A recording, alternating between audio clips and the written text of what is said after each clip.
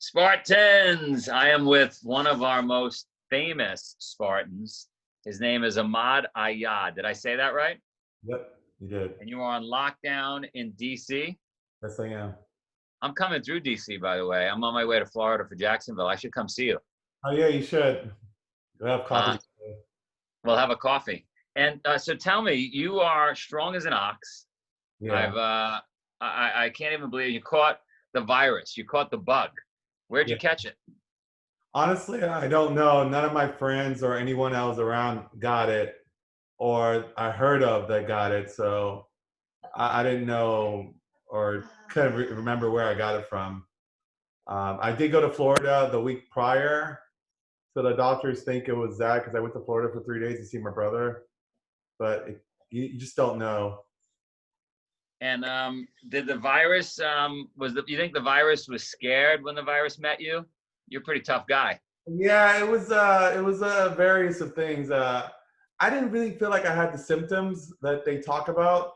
I was just really weak, and I was weak for a couple days, and the urgent care was closed, and so I just kind of walked. Took an Uber to the hospital, and I sat. I was fine. I could breathe. Everything was good, and then when I got in the emergency room, it just everything went to hell. It was just, we got to put you in induced coma. You're not getting enough oxygen.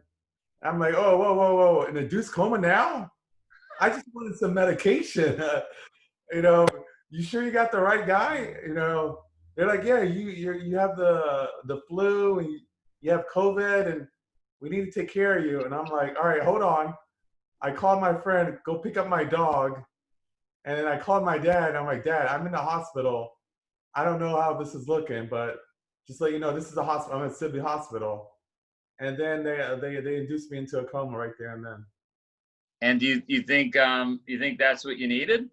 Like I don't know. I mean, they transferred me overnight to Johns Hopkins, which they own that Sibley Hospital in DC, and they took me to Johns Hopkins, which is one of the better hospitals in the world. And I woke up the next day and I FaceTimed my parents. I told them that I'm in Johns Hopkins, and they were like, "We're on our way." I'm like, "I can't have visitors." And right there, I was in a coma for 25 days after that. When did they plan, when they induced you into a coma, was that a planned outcome, 25 days? No, it was at that point they put me in the ventilator, and at that point it was just me fighting for my life. Wow. So was there complications or was that all the virus? It was a mixture of a lot of things. The fact that I had influenza, which is the flu, I had that one before I went to the hospital, and then I got corona, and then while I'm in the hospital, I kept getting bacterial infections, and I kept getting pneumonia, and that kept infecting the tube that I had in my throat, and that kept setting me back because then they had to give me medication. And it just kept slowing down the healing process. What ended up finally kicking this thing? Just time? The time, and I think based on what the doctor said, I woke up from my coma and I ripped the tube out. And I ripped the tube out. I called my dad and I told my dad, come get me. And my dad was so happy that I woke up. And then nurses rushed in. What are you doing? And I'm like, and I'm trying to get myself up, trying to get myself, but my body's pretty much paralyzed because I haven't moved. And at that point, at 21 days, and they're like, no, put the oxygen back in me. And then they put me back into the coma. And my dad called. He's like, hey, my son woke up. Should I come get him? Is he okay? They're like, well, yeah, he woke up, but we put him back to sleep. And then I had surgery scheduled that Friday to put the tube in my neck so I could stop getting infections. And those 4 days, I made the miraculous, basically I was able to get better.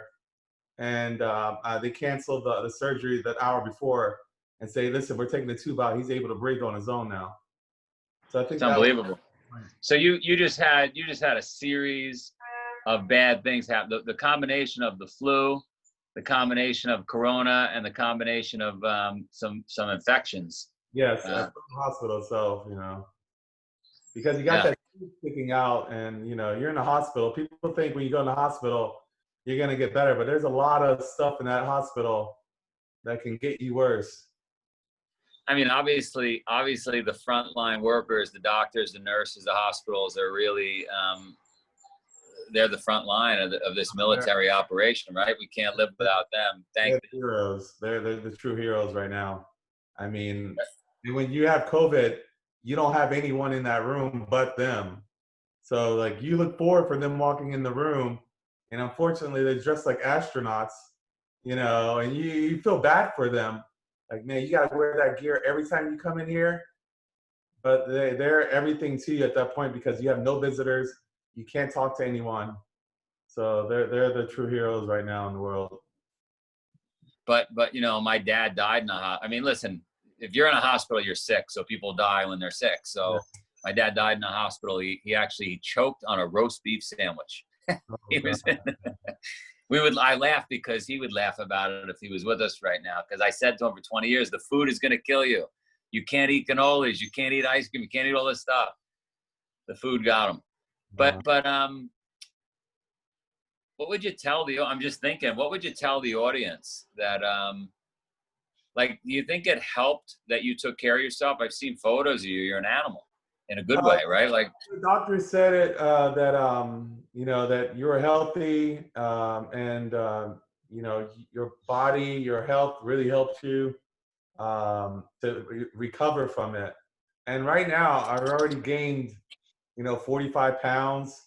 I'm already in the gym. I'm already running 6 miles. I'm already hitting it hard. So I've been out the hospital for 4 weeks now, and you're putting on 10 pounds a week.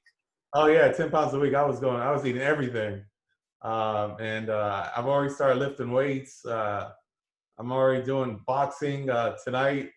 So you just gotta push through it, and as Spartans, we don't really hold back much. No, I would think the virus, when they have a choice of who to pick, they stay away from the Spartans. You would think so, but listen, it was a 25-day fight, so we got through it. You're lucky. Yeah, I am. What do you do for a living? I work in sales, and I have a couple other businesses that I have on the side. You got a good story now to tell when you're doing sales. Oh yeah, I got a lot of stories. So I got a coffee shop. I got a nightclub as well, but it's closed right now. So we're probably a year away from that opening up again. Yeah. So, coffee shop open?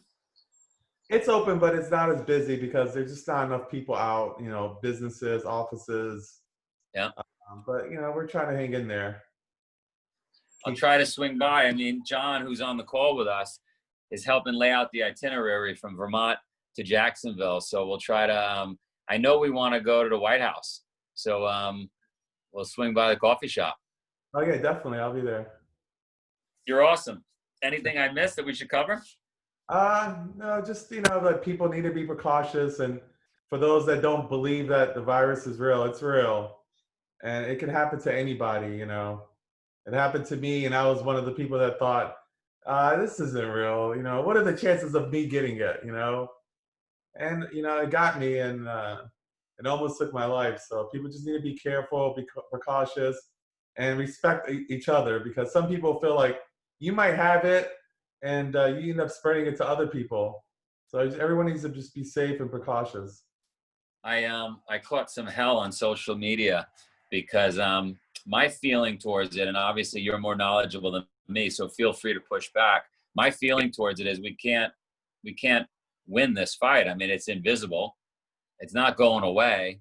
And so the best thing we could do is just take care of ourselves, be healthy, right? Like, yeah, absolutely. Be healthy, be careful, and just respect others. I see people like, I don't want to wear the mask. Well, the mask is not for you. The mask is for others, Yeah. So, as long as you keep your ground and respect other people's space, everyone should be fine. You're awesome. All right. I'll see you soon in the coffee shop. Definitely. I'll see you. See you, bud. Bye bye. Thanks for that.